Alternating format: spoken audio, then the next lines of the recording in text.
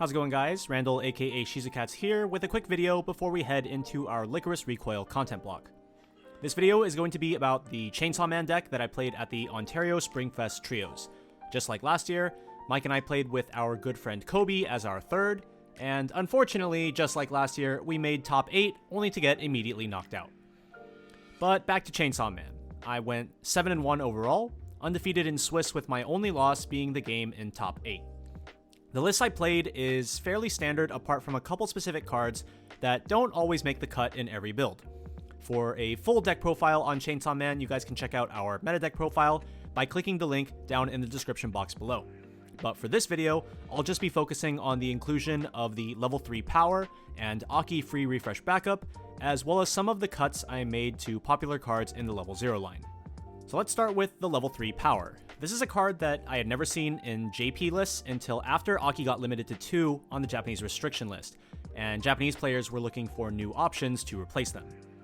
I tried it out and it quickly became my favorite card in the deck.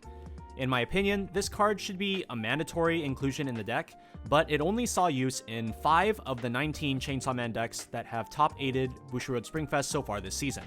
One of which was me, another of which was a friend of mine who ran it because I told him they should run the card, and another of which was my exact list 50 for 50. So this card's first ability is extremely powerful and is the reason that I play it. On play, you can discard 3 cards to search your deck for 4 characters, 3 of which go to your hand, and the last of which goes to stock. This effectively lets this card come into play for just 1 stock while simultaneously filtering your hand to get exactly what you need. While some players argue that this ability isn't really needed since Aki can just salvage whatever card you want with his on-play ability, he doesn't work if you don't have any waiting room due to refreshing. Power just offers way more flexibility and consistency to the table, especially compared to situations where you only have 1 Aki in hand, and thus your Akis would need to be chain salvaging each other. Also, any cards that you discard for the cost can be picked back up when you play your Akis. I like entering level 3 with the 1 copy of Power and 1 copy of Aki combo in my hand so that I can go into whatever I need from either zone. Power's second ability activates on attack. Reveal the top card of your deck, and if it's a climax, burn 1. This ability isn't nearly as important as the on-play search, but can still be quite useful in situations where you either don't have triple Aki or don't want to commit triple quite yet. In particular, the Power has amazing synergy with the Future Devil package. Not only does Aki let you see the top 3 cards of your deck, so Power can consistently reveal a climax and burn 1, but Power lets you easily find both pieces of the package to bring it online with her on-play effect. Apart from the search utility, the Power is also actively thinning out your deck, making it significantly easier to cancel if you aren't immediately killing your opponent that turn. She pulls 4 cards out of the deck, and by using Future Devil Aki and or Himeno Brainstorm, you can thin the deck out even more. So my goal for the endgame is to have triple Aki on board with Himeno Brainstorm in memory, Future Devil Aki in my back row alongside Power level 3, who's there as a backup option to use on a potential follow-up turn, and the refresh counter in my hand. This is very doable because of the Power level 3, and this entire setup can be achieved with just 7 starting stock, or 8 if you didn't already have the Himeno Brainstorm in memory, and you end the turn with 3 stock from attacks.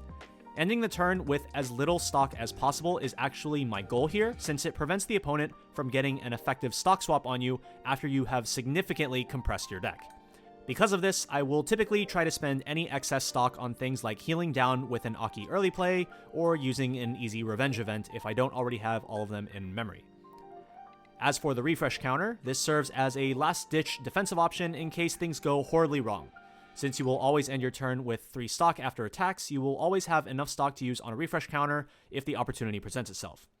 This card is also especially helpful in the mirror, or really any deck with Icy Tail options, because those are the decks that are most likely to scam a win against your compressed deck. However, the best counter to my endgame plan is to use a Fumio ability.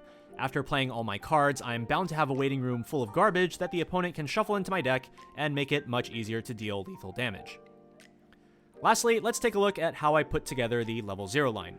Compared to the deck profile we did previously on the channel, I decided to remove the clean-cut Akis from the deck entirely to make room for the aforementioned Power and Refresh Backup Aki, and a 3rd copy of Kobeni level 0. Rather than try to use the clean cut to save important profiles like the Himeno Brainstorm, I could instead just attack with them and then use Kobeni to get it back later.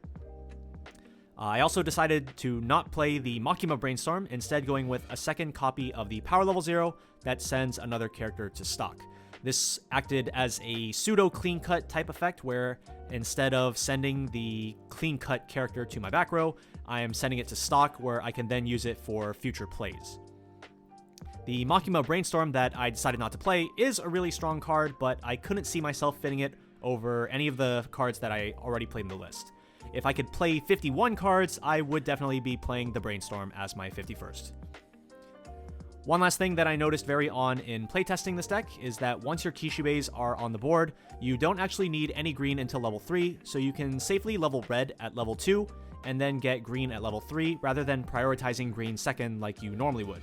So keep that in mind if you're planning on including the power level 3 in your deck. And that's basically it. If you have any additional questions, feel free to leave them down in the comment section below, and sit tight as our Licorice Recoil content block is right around the corner. Until next time, this has been Randall aka Shizakats on the Tressa's Collectibles channel. See ya!